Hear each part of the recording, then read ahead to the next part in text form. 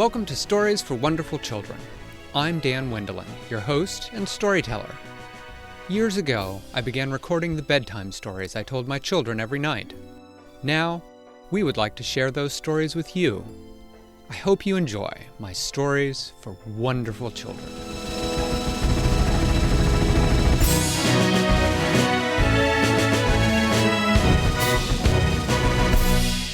Winella woke up bright and early the next morning and gathered her friends around her.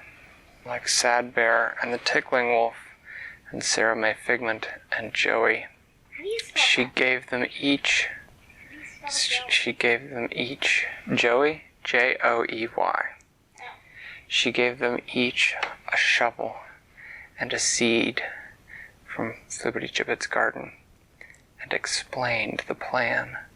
She explained how Jack Frost was after the seed and how they had to plant it safely so that Jack Frost would not get at the seed. She said, "Okay, I want each of you to take your seed from Flibbertigibbet's garden and go through Fairyland with your gardening tools. Make sure that a goblin sees you so that they follow you.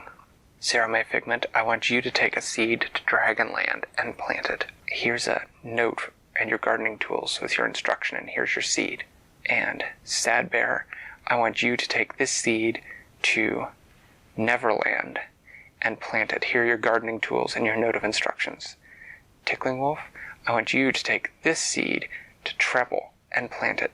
Here are your gardening tools and your instructions. And I have the seed, and here are my gardening tools. And oh, Flibbertigibbet gave me extra gardening tools. Hey, Joey, would you take these gardening tools and this note? Joey said, "Sure, Winella." "Okay," she said. "Now remember, all of you have to get Jack Frost's attention so that I can get that real seed planted." They said, "Yes, ma'am." And they all went off on the Cat's Paw Highway. And sure enough, Sarah May Figment and Tickling Wolf and Sad Bear each went through Fairyland, and each of them was spotted and followed by a goblin. Sarah May Figment planted her seed in Dragonland without anyone disturbing him, because goblins knew better than to mess with a wish dragon. But as soon as she left, goblins snuck in and they dug up the seed and smashed it. And that was all according to Winella's plan. And the Tickling Wolf went to Neverland, and he buried his seed. And as he was burying it, two goblins showed up, and one of them tackled him while the other one got the seed away and smashed it. And Sad Bear went to Treble. Actually, I'm sorry, it was the other way around. It was Sad Bear went to Neverland. Because the Tickling Wolf had been to Treble, and that was where the goblins got him. Sad Bear went and he planted his seed, and as he planted it, 3 goblins showed up, and even though he was a very sad bear and he cried about it the whole time, they still took his seed away and they smashed it. But while all that was going on, Winella had not gone through the Fairyland. She had taken the Cat's Paw Highway directly to Flibbertigibbet's palace, and there at Flibbertigibbet's palace, he had showed her a secret back entrance to Neverland, because she had discovered that Neverland was where the tree would grow best, better than in Treble. And she had gotten there, and when she had gotten to Neverland, there was an escort of fairies waiting for her, and they had taken her, and together they had planted the seed in the garden, and as they were planting it, they heard this sound.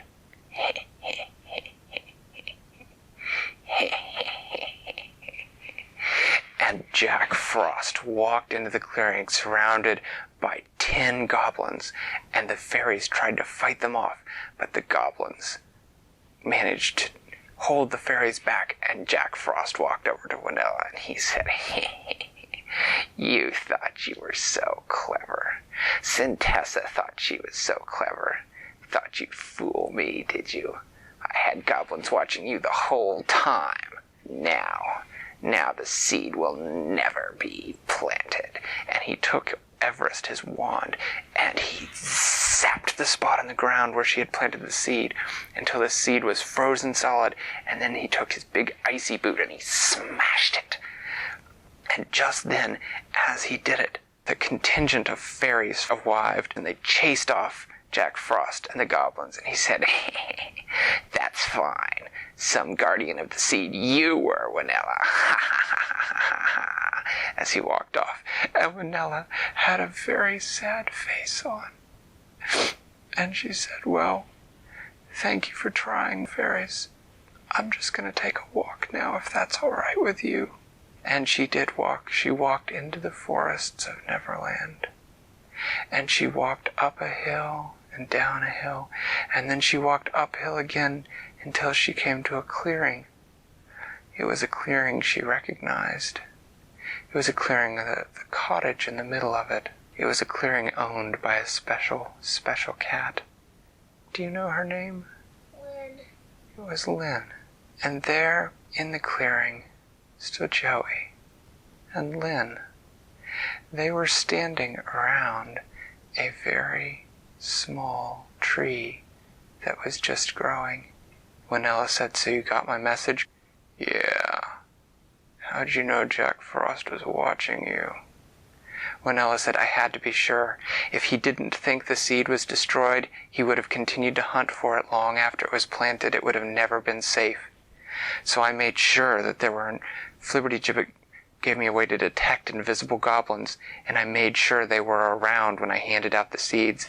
Made sure that they knew that I was the one that had the seed they thought was real." "Clever. The chocolate bat, he's a good guardian of the seed. He made me show him the note and everything before he gave it to me." "Excellent," said Winella. "I knew he'd do a good job. Thank you for bringing it here. Did you and Lynn have any trouble planting it?" "No," said Lynn, "and it will be safe here in my cottage. I have my ways of making sure I'm not disturbed, and I'll make sure the tree isn't disturbed either. It will grow strong and proud." "And fast," said Winella. "You only planted it a few hours ago. It's already as high as my ankle." "Yes," said Lynn. "Well, it's a magical tree." "Yeah," said Winella. "It's beautiful." She looked at it with its silvery bark and golden leaves, and she said, "And the best part is, Jack Frost thinks he's won. I can hardly wait to see the look on his face the day we show up in Fairyland with the wand from this tree of hope." Thanks for listening to Stories for Wonderful Children. I created today's story, but questions and witty commentary were supplied by my children. The music was created by Brandon Thompson. If you enjoy the show, please tell someone about it or leave a review on your podcast provider. Our website is storiesforwonderfulchildren.com, and you can also find us on most social media. I'm Dan Wendelin, reminding you to tell someone you love a story.